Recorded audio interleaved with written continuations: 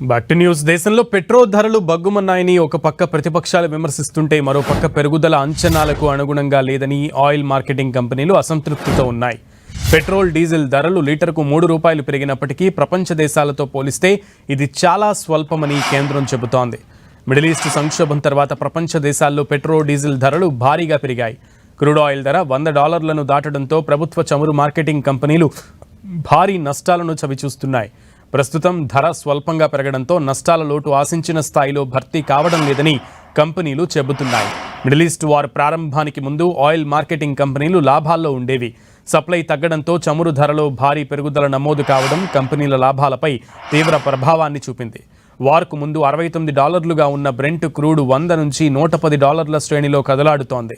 దీంతో చమురు కంపెనీలపై భారాన్ని తగ్గించేందుకు గత నెలలో ఎక్సైజ్ సుంకాలను కేంద్రం తగ్గించింది. అయినప్పటికీ చమురు కంపెనీలు రోజుకు ₹1,600 కోట్ల నష్టాన్ని చవిచూస్తున్న పరిస్థితి. ఈ త్రైమాసికంలో చమురు కంపెనీలకు ₹1,20,000 కోట్ల నష్టాలు వస్తాయనే అంచనాలున్నాయి. అయితే ప్రస్తుతం పెరిగిన ధరలు నష్టాల భర్తీకి సరిపోదని, స్వల్పంగానే ఊరట లభిస్తుందని గణాంకాలు సూచిస్తున్నాయి. ప్రస్తుతం చమురు కంపెనీల ఆదాయ వ్యయ వ్యత్యాసం 30 నుంచి 36% ఉంది. అంటే పెట్రోల్ డీజిల్ ధరలను లీటర్కు ₹28 నుంచి ₹33 వరకు పెంచాల్సిన అవసరం ఉందని పలు నివేదికలు చెప్తున్నాయి. పొలిటికల్గా చూస్తే ఈ పెంపు ఎప్పటికీ జరగదేమో అనే టాక్ వినిపిస్తోంది.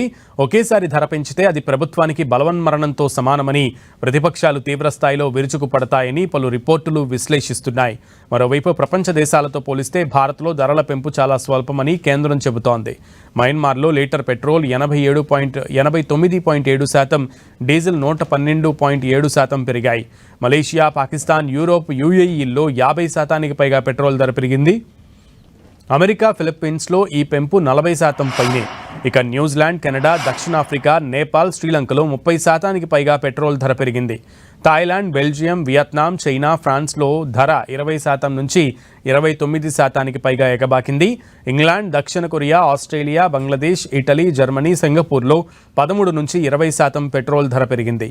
జపాన్ విషయానికి వస్తే పెట్రోల్ 9.7%, డీజిల్ ధర 11.2% పెరిగాయి. ఇక భారత్లో మాత్రం లీటర్ పెట్రోల్ ధర 3.2%, డీజిల్ ధర 3.4% పెరిగిందని కేంద్ర మంత్రి కిషన్ రెడ్డి చెప్తున్నారు. ప్రపంచ దేశాలతో పోలిస్తే దేశ ప్రజల సంక్షేమం కోసం భారత్లో పెట్రోల్ రేట్స్ స్వల్పంగా పెరిగాయని తెలిపారు. సబ్సిడీల భారం పెరుగుతున్న నేపథ్యంలో పెట్రోలియం ధరలను పెంచాల్సి వచ్చిందన్నారు.